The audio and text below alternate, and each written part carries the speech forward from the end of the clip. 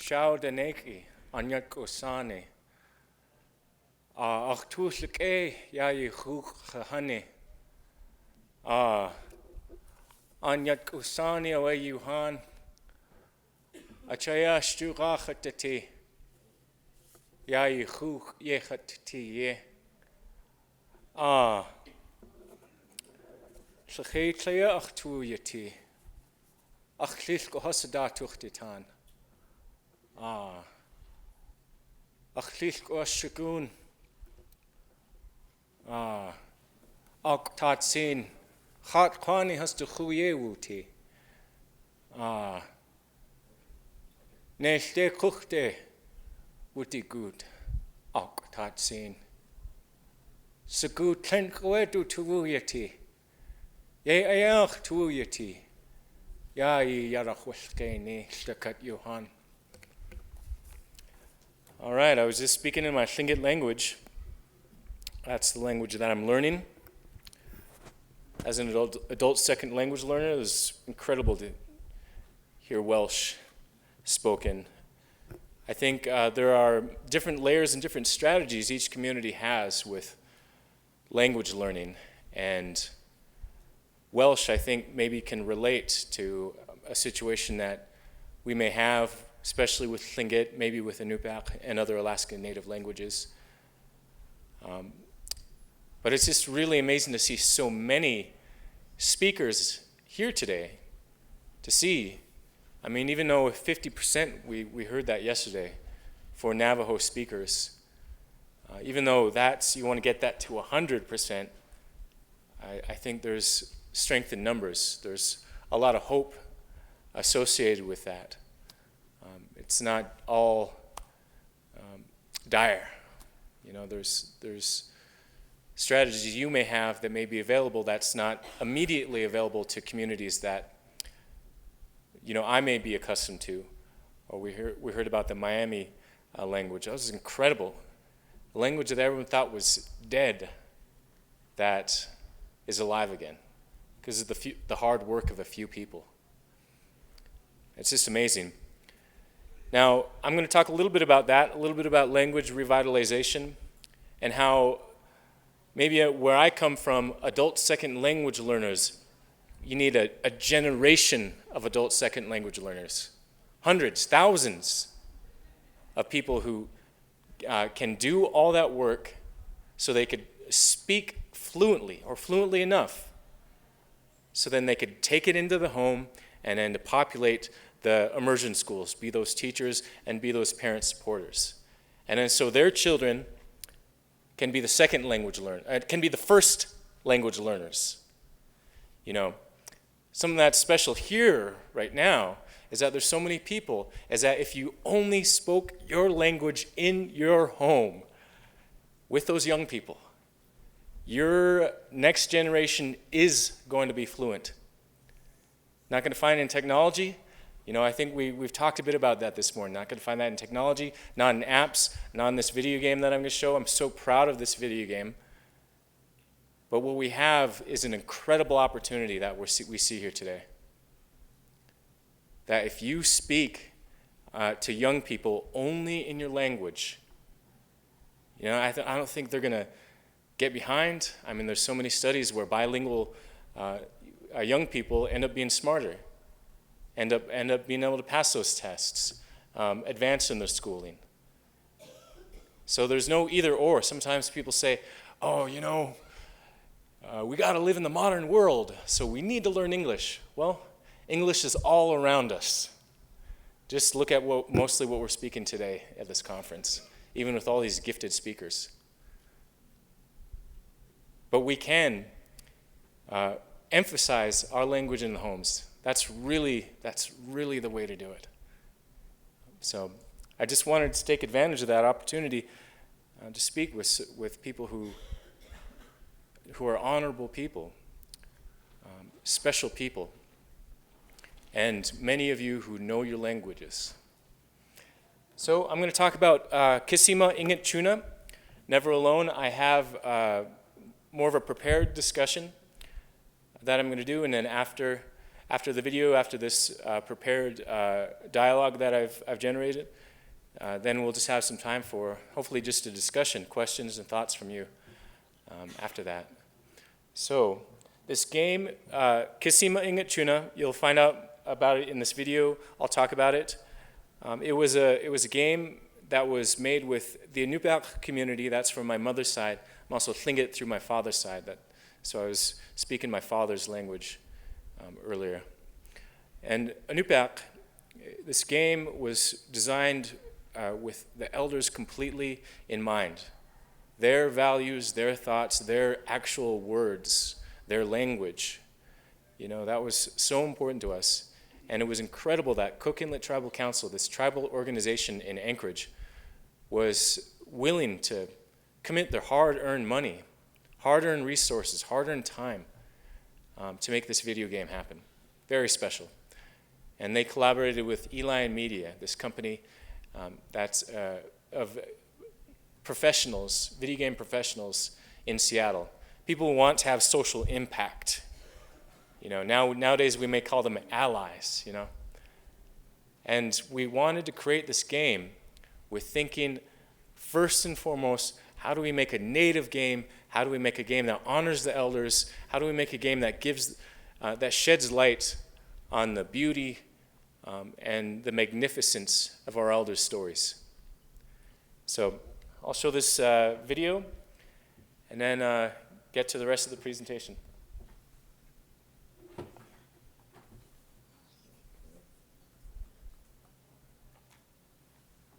There we are.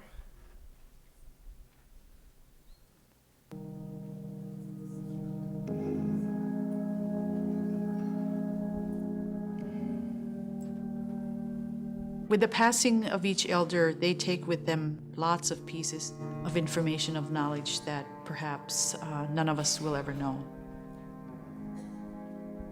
Changes have come so fast, and we've become so ingrained in Western media.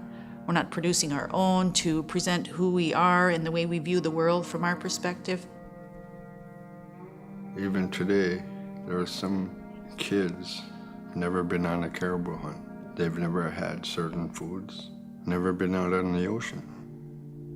Our people are so rich in culture, it's hard to believe that your own kind is lacking of.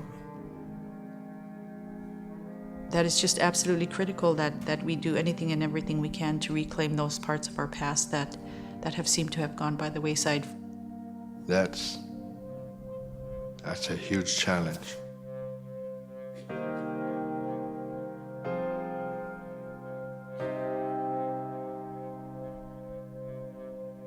Never Alone is a video game.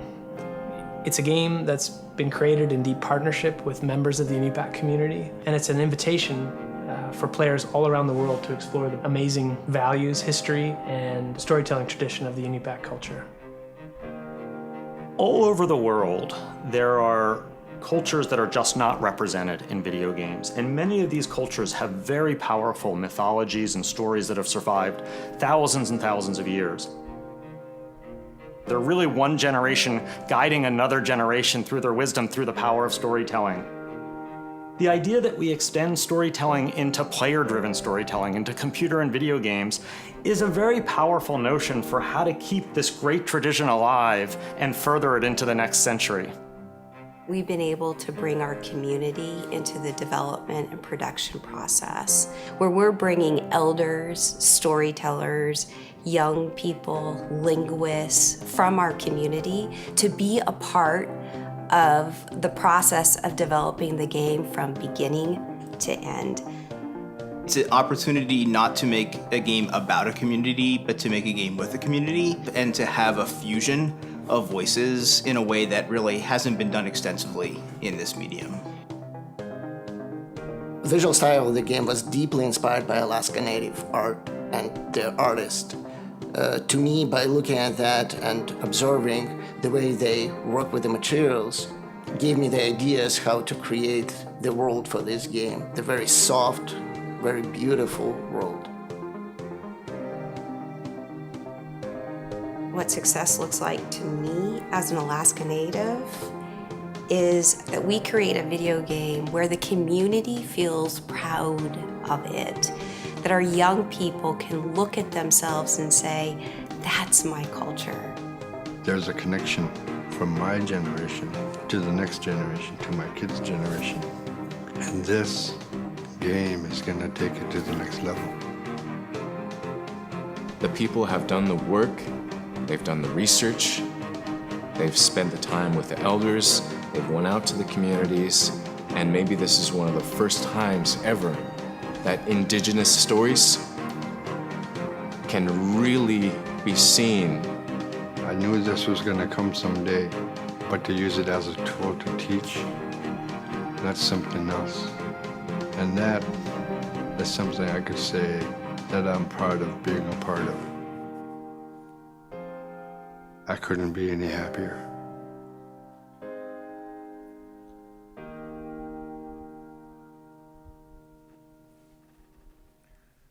All right, so that's the video game. It's available on YouTube.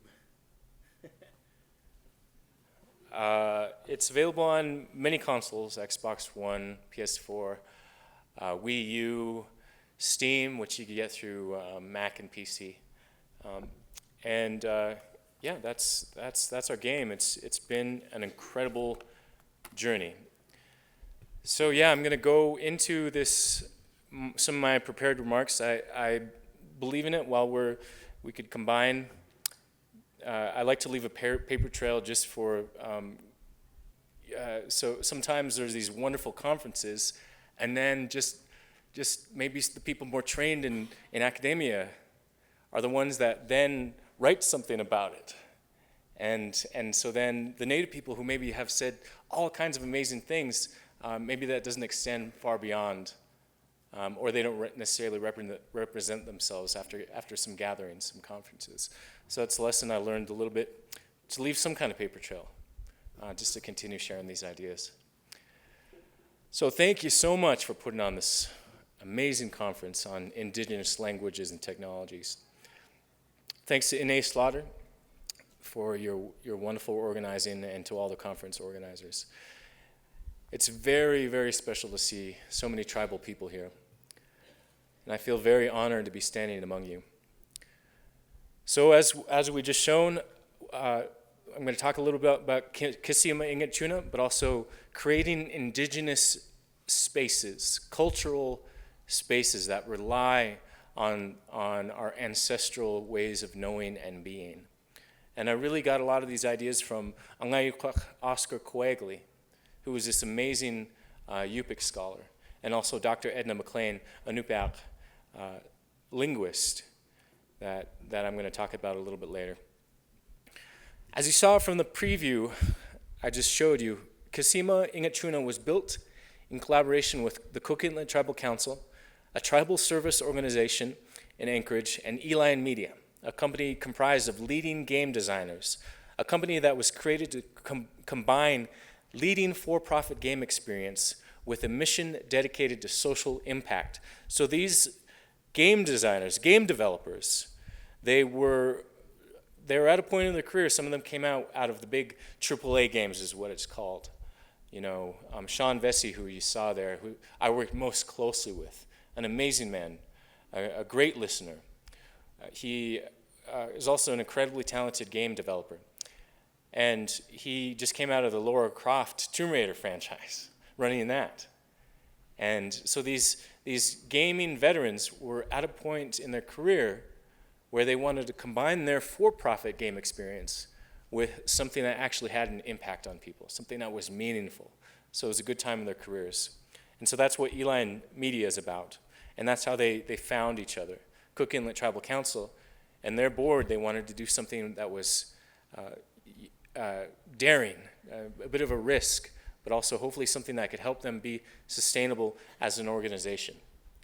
And so they thought, Gloria O'Neill, the CEO of CITC, thought, why don't we do video games? You know, so they're not for profit, but they want to they don't want to just entirely rely on grants on the federal government in order to sustain themselves. So this is one strategy of doing that. And so to be totally honest, I'm completely in awe with how the game was created, and still surprised that it was created at all with the success that I always knew was possible because of the greatness of our elders and stories, but wasn't nearly as sure about the ability to successfully collaborate in this distinctly Western medium.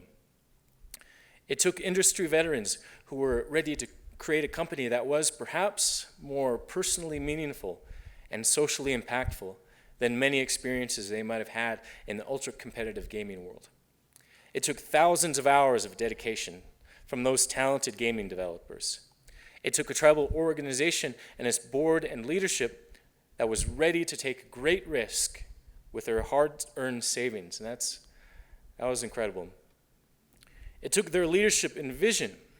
It took our elders and community members who could have been naturally wary of such a project, given such a complicated history of stereotypical, appropriative, misunderstood, and disempowering depictions of Inuit people in popular media. I mean, we're all just a little bit wary. I mean, you're talking about a video game when there's so many bad stereotypes out there. It's obvious the way our Native people have been depicted, you know. And so we needed to find a way through that, you know. And sometimes there's unconscious stereotypes that even people who have really good intentions, they still carry those stereotypes in it, and it could end up in the product. And so we had to kind of undo that, to constantly talk about these issues that come up. It took our elders' wisdom and knowledge. It took them opening their arms and hearts to us, giving their full support, their moral backing, and their continuous collaboration. To me, that was the marker for success, working with the elders. And I still don't know how it happened, but I'm very glad that it did. It took a lot of leadership, commitment, wisdom, trust, and respect from everyone involved. Because we all, I mean, really it was a complete blank slate. I mean, none of us necessarily knew what we were getting into. I just happen to strongly believe from the beginning in the greatness and the beauty of our elders. And if there's no framework, and if there's an entire blank slate, to rely on that, to rely on their stories, and to rely on their support, and to use their way of thinking, knowing, and being as the framework. Thankfully, a lot of people agreed with that. As we look at these projects, we want to know what success means. Success means to me the support of our elders, first and foremost. Their gifts are immense. Their stories give you a sense of being at home, an understanding of the world around you that mingles along the edges of our understanding and consciousness, and mingles along the edges of the divide between the human and the animal worlds, the weather, the land, the rivers, the lakes, and the oceans. And sometimes we get a lot of conversations with these language discussions. Well, how do we translate this from English into our language? You know, and I think that's a really good discussion. I mean, we want to keep things relevant with the younger generation. You know, and on the other hand, things generated within the language, generated within those many millennia of understanding and joy and healing that come within the language when it's thought up by an elder, in the language, in their mind. You know, that's to me, the most precious. So rather than constantly trying to do the other way around of going English to our language, where in many ways it's an English thought that we're trying to make fit in our native language. I think the truly empowering thing is when we start to learn to think in our language. And we get that through our elders. Success is also the impact we have on our communities. The game was narrated throughout, I think you saw a little bit, in Angaluuk by Barrow Elder James Nagayak. We worked with and lengthily quoted the direct words of the late Robert Nazareth Cleveland. He was one of our master tradition bearers. And his book, The Stories of Black River People, I believe that belongs in libraries and schools all across the country. I mean, it's a masterwork. It's a fountain of human wisdom, and it's also on the stage of world literature. It rivals anything we'll ever find anywhere else, even the great Western canon. So, but unfortunately, his book, it's very rare. It's not even available anywhere that you could find online. It's just in libraries way up north, and who knows who's reading it in those libraries. So we also strived to write and conceive of the game in our worldview. So we needed the support and collaboration of elders like James and Angaluuk, Ron Brower, Cleveland's daughter, Minnie Gray, who herself, I'd say, she's just a treasure, a world treasure. Her stories, just amazing. Fanny Ukpik, you saw her stick her tongue out in the game, in the video. And my uncles, Elmer, Willie, and John Goodwin, and many others. We don't know how much of an impact this will have in revitalizing our language. We know, though, that it inspires youth, that many play it across Alaska, and that it gives a positive image of our people, culture, and language. One of the librarians, sometimes in villages in Alaska, the only place you could get internet connection is at the library. And so the kids go there to play video games. And then it was a big deal. The librarian told me that they're playing this game, Never Alone, more than World of Warcraft. So I thought that was really funny. So, in order to save our languages, our children need, this that could have an impact that goes beyond anything we'll ever know. However, I'm certain that many of you who have long worked on our languages realize, and we were talking about this earlier today, that technology itself won't save our languages. As always, people keep our languages and traditions in that healthy, sustainable place that must be renewed with every generation, and in this modern age must be guarded against constant attack and devaluation. In order to save our languages, our children need to be around it constantly throughout the day. That's why I thought it was so neat to see that Finding Nemo presentation yesterday. That young boy, oh my God. We don't have anyone like that in Tlingit. Maybe not even in Inupiaq. Probably not. That is just, oh. And I know there was a discussion on how rare he was, but even that he exists, gosh, that was really neat. And you have the opportunity to raise more young people like that. So, unless we have adults capable of doing this, it could be even more challenging. There are currently about 1,500 Inupiaq speakers out of more than 33,000 identified by the 2010 U.S. Census. Many other Alaska Native groups are struggling as well, such as the Tlingit, the language of my father's people, which has an estimated 150 speakers. And when numbers get that low, you need to build up a generation of adult second language learners. And once those adult second language speakers are fully fluent, they could then populate the immersion schools and speak it constantly in their homes so their children learn it as their first language. An app won't do it, a video game won't do it, and though those things are incredibly positive, really beautiful things, really amazing. I'm so proud of being a part of this video game, but if we're talking about keeping our language alive, it's about those connections and those many, many hours it takes to do it in the home. It will help, but it takes lifelong dedication. The joy and the grind and the heartache and the grief and the love of thousands of us who are not going to leave behind their grandparents and ancestors and loved ones and descendants. The spirit of our grandparents drift from us without our languages. The thought world of the ancestors, as a great Yupik scholar, Angaluuk Oscar Coagley, called it, is harder to reach, harder to grasp, sometimes even impossible without our language. It can be renewed and reincarnated, even in the most dire situations. It can. There's always hope. But the work becomes much more challenging when it gets there.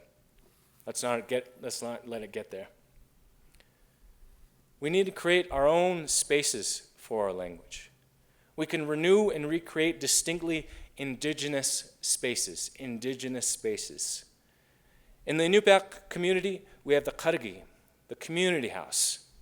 Elders would tell stories after a long day's work. They would give their philosophy. They would give their instruction on how to get through, how to go out and whale, how to go out and hunt. They would tell their stories, and it would last until the last person fell asleep. The Kargi. They would tell stories after a long day's work, after constantly being on the move, hunting for caribou, fishing, whaling, picking berries, trading with other villages, cleaning, staying busy, all through the day, working hard and being out in the land. And that orients your mind, as many of you know, as all of you know, orients your mind into the land. Finally, the people gather in the Kargi, a large domed house built out of sod and driftwood, with benches lining the walls. Men gathered and slept there, while women and young children slept in the smaller sod houses, though it was also used as a community house that welcomed everyone from time to time. Elders would tell stories from the land, from being so busy out in that world over many generations, for many millennia. Those stories and languages came out of the land. Everything is alive. We know this from the stories, from the language. The life breath of the land, its consciousness crept into our languages and stories. We know how to be at home, how to live in the ecosystems that surround us through our languages and stories. That is why we need it. The Kargi was the place that fostered these stories. One of our finest scholars, Edna McLean, wrote a paper that helps us recapture the spirit of the community house, called Revitalization of the Kargi, first given as a talk for the American Anthropological Association, and then published in Alaska Native Reader, Views from Within, Alaska Native Education, Views from Within, edited by Ray Barnhart and Oscar Coegali. It's just relying on those great visionaries. So much of the groundwork was already done. Like they say, we don't need to reinvent the wheel. So here's from her talk. In traditional Inupiaq communities, the Kargi served as a political, social, ceremonial, and educational institution for the people. Membership in the Kargi provided a sense of belonging, especially to a man. There was a keen sense of competition and excellence among the men in the village, in each of the Kargi. And then Dr. McLean wanted to describe how the Kargi could be revitalized by combining Western educational settings with extensive time in the Kargi. See, there's no either or. You're using Western to reinforce Native. The educational environment of each Inupiaq community can be altered to make the Inupiaq feel comfortable about teaching their young people the skills and attitudes of the Inupiaq way of life. What is needed in each Inupiaq community is an institution devoted to the teaching of Inupiaq skills, stories, knowledge of the land and animals, and consequently of Inupiaq values and behavior. The concept of the Kargi, the community house, should be revitalized. Traditionally, the Kargi was a place where the young men went to listen to and learn from the older men. The women did not spend as much time in the Kargi as the men did, but they were not totally excluded. Each elder has his or her individual field of expertise. One may be skilled in making ulus, those are the round knives. Another may be an expert in skinning foxes. Still another may enjoy sewing boots and other articles of clothing. We can expect the elders that will enjoy passing on the skills of which they are justifiably proud. In the Kargi, the language of instruction and communication will be Inupiaq, just as in the school's language of instruction and communication is English. Absolutely no English will be allowed in the Kargi. So that's from Dr. McLean. And I've extensively quoted Edna McLean because much of the visionary groundwork has already been done by our elders and leaders like Dr. McLean. And I know you have your elders and leaders and scholars that are out there that have already done so much for us. It's just sometimes just not forgetting, not letting our memories be so short, and remembering the frameworks, the discussions, the methods that they had. Now, we just have to do it. And as I worked on Cosima Hakuna, the spirit of the Karagi was constantly on my mind. I imagined what it would be like to listen all night to the great stories by our gifted elders in our beautiful native language. Our mind would travel all across the land, even up to the moon, as our Angaluuk, our shamans, were capable of doing. I imagined being steeped in the language and stories like my uncles, aunties, and grandparents. I don't have that understanding, and that is why I needed to rely on my elders. I imagined the video game being like a karagi, where we gather and hear the stories, going on the adventure in our mind's eye. Now young people gather with the elders and the community and play the game together. I hope that they're not stopping with the game, but taking the opportunity to hear the stories, to hear about the culture, and hopefully in our language. And in light of this discussion this morning about how languages can be maintained, I would like to wrap up this part of the presentation with a quote from my good friend, James Crippen, who is a Tlingit linguist and this is from his talk, We are saving our languages, delivering at the Sharing Our Knowledge Clan Conference in Juneau, Alaska, 2009. It's a conference my dad originally founded and organized till his passing. Here's his really practical, helpful ideas. People to speak with. I mean, this is a problem. There's not a lot of native speakers out there to talk with. So I'm saying this to the native speakers right now. You need to be willing to take people into your life. This Master Apprentice program sets aside a little bit of time, but really the most successful way to do it is to live together. I know that sounds weird, but sometimes you need to adopt someone into your family and wake up with them and talk with them, and argue about politics with them. Just do everything together all the time. It's hard. I know you. I know so many of you. You're kind of elderly. You're feeling tired. But if you care, if you really want to, then take somebody young that's really eager and live with them. Live with them. And live in the language with them. That's the best way to learn. The only successful revitalization are childhood programs that have had extensive exposure in the home. This is a fact. No other revitalization program has ever worked unless they happened at home. All it requires is enthusiasm, time, and effort. That's all you need. Koyana, thank you so much.